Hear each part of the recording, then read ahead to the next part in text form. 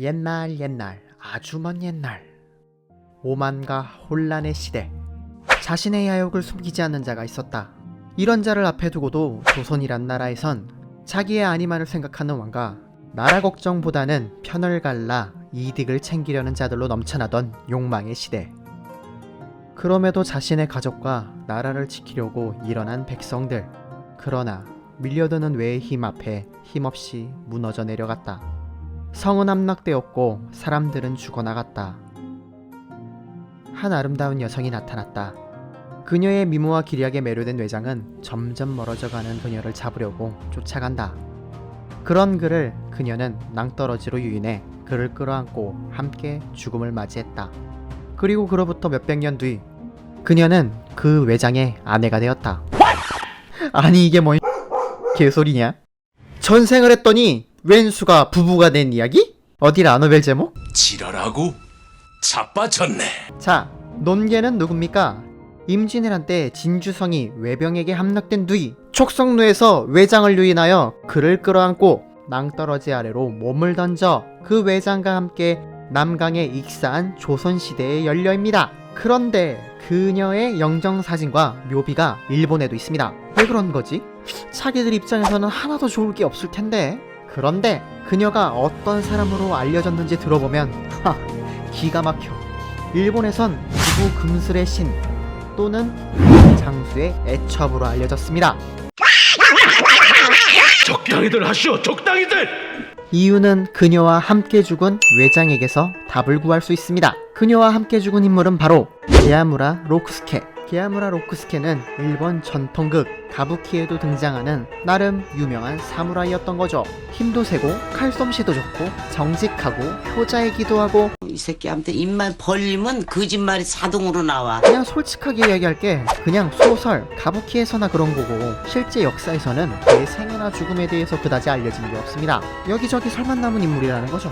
논개한테 죽었다는 이야기, 전쟁에서 전사했다는 이야기, 고향으로 돌아가 60세의 나이로 죽었다는 이야기 등등. 이 정도면 그냥 소설 속 인물 가엾고 아닌가. 딱한 자루다. 아무튼 그런 인물인데 여기서 또 한 명이 등장. 우에스카 하쿠유. 이 사람이 말이죠, 가부키에 등장하는 게아무라 로쿠스케를 존경? 아무튼 좋아했는데요. 지 입장에선 아니 힘도 세고 그렇게 잘 싸우는 사람이 일개, 그것도 여자한테 낚여서 죽는다? 말도 안 되는 이야기지. 그래도 나름 일본에서 전설적인 사무라이가 여인의 계략에 빠져서 죽는다고? 어이없어. 이 엔딩 마음에 안 듦. 최애 가몰입에 급발진하는 거지.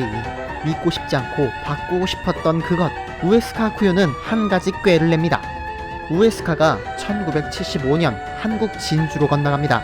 그리고 지역 관계자들을 만나며 한일 화해와 교류를 위해 논개와 게아무라를 위로하고 합동유롱제를 지냅시다 라고 이야기를 한 겁니다. 한국 관계자들도 좋은 게 좋은 거라고, 한일 관계 개선한다는데 막을 이유도 없고 오히려 좋은 일을 한다는 생각으로 우에스카를 돕게 됩니다. 우에스카가 뒤에서 어떤 생각을 가지고 있는지도 모르고 말이죠. 합동유령제 이후 우에스카는 농계의 영정과 묘비를 얻어 일본으로 돌아갑니다. 게아무라의 무덤 옆에 농계의 영정과 묘비를 새로 모시기로 한 거죠. 그리고 그의 계획이 실행됩니다. 일본에선 위령제가 아니라 영원결혼식이 벌어졌죠. 논계와 외장의 말도 안 되는 영원결혼식. 그렇게 결혼 사기를 당한 논계, 그것도 게아무라의 아내와 처제의 묘에 함께 일본 장수의 첩으로서 말입니다. 그리고 얼마 지나지 않아 이런 풍문이 돌기 시작합니다.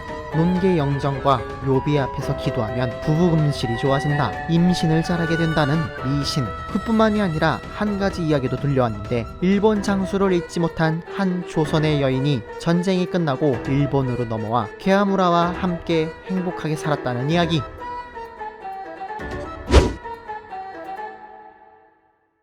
전쟁에 외세를 물리치고자 일본 장수를 유인하고 함께 자결한 농계의 충정 이야기가 일본에선 전쟁 중에 서로 적으로 만났지만 사랑했다는 사랑 이야기로 변질되어 전해진 거죠. 자그마치 1976년부터 20년 동안 이런 어이없는 일이 일어난 줄도 모르고 진주시에서는 감사장까지 보냈다고. 나중에서야 뒤늦게 시민단체가 사태를 파악하고 이 일을 공식적으로 항의하며 게아무라의 무덤과 함께 있었던 농계의 영정과 묘비 등 우에스카가 한국에서 가져갔던 모든 것을 회수할 것을 요구하며 논개의 묘도 꽤 오랜 시간이 걸렸지만 철거되었다고 하네요. 그러나 그 동네에선 또는 일본에선 논개는 어떤 이미지로 남았을까요? 현대에 와서도 일본은 자신의 입맛대로 역사 수정에 박차를 가하고 있습니다. 자신의 마음에 안 든다고, 자신에게 불리하다고. 그러나 개인이 꾸민 일이 역사 왜곡으로 이뤄지고 있는 이 현실.